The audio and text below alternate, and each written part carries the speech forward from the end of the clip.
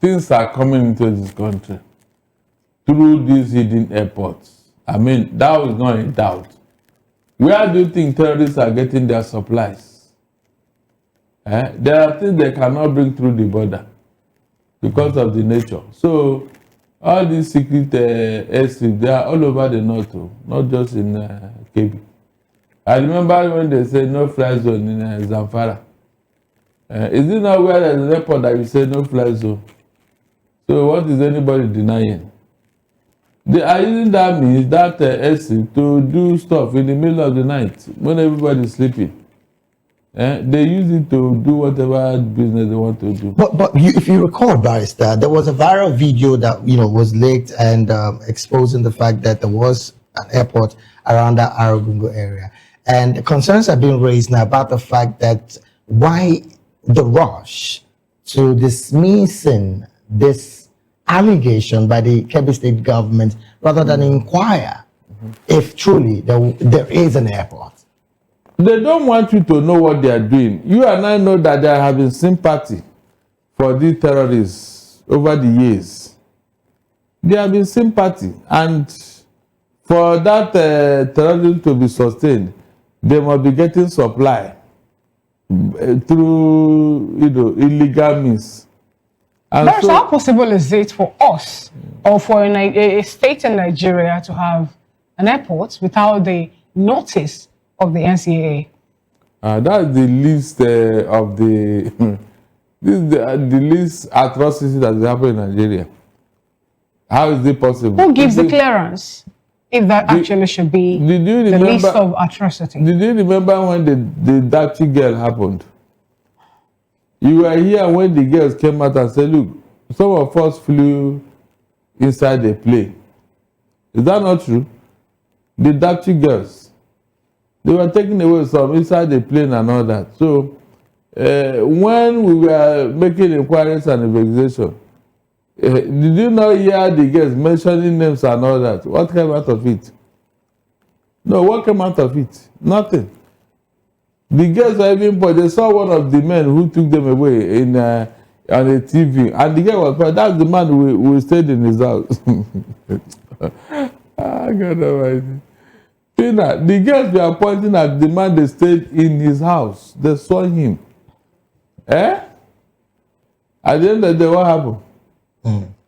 So, all right, then, Barrister, let's go straight to Anambra State and wrap up this analysis segment. Interestingly, you would recall that the Nigerian police force, of course, as led by the IGP Egbetokun, have released over 42,000+ officials to Anambra State. Now, this again is not about the first time that we will have that amount of police personnel in Anambra State. You recall in 2017 there was about 26,000 officers deployed.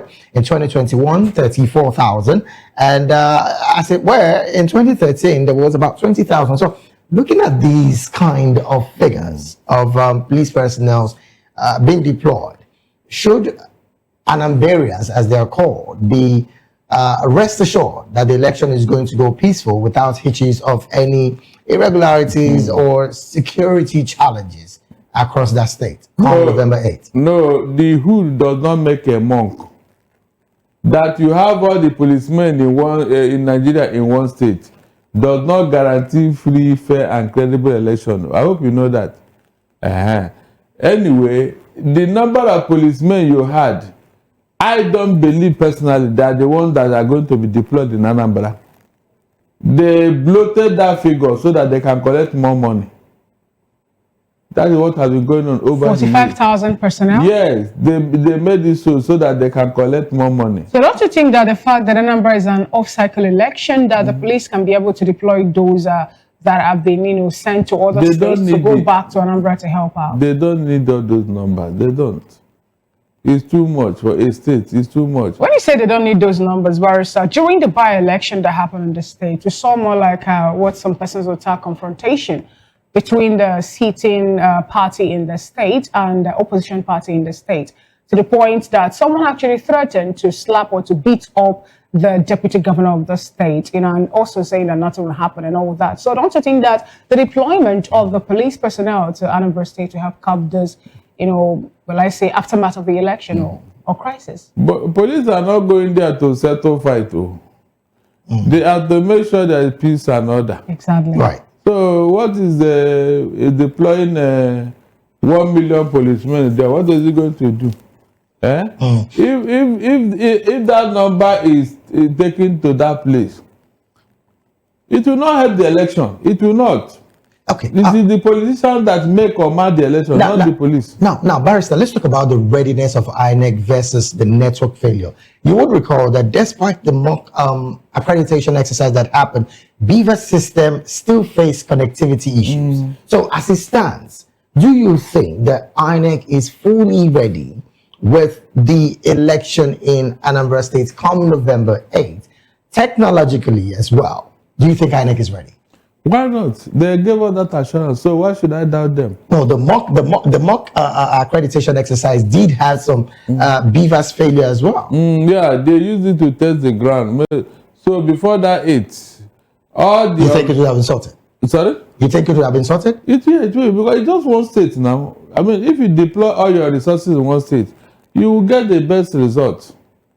It's just one state. So I don't see what is going to stop, delay, or mar the election.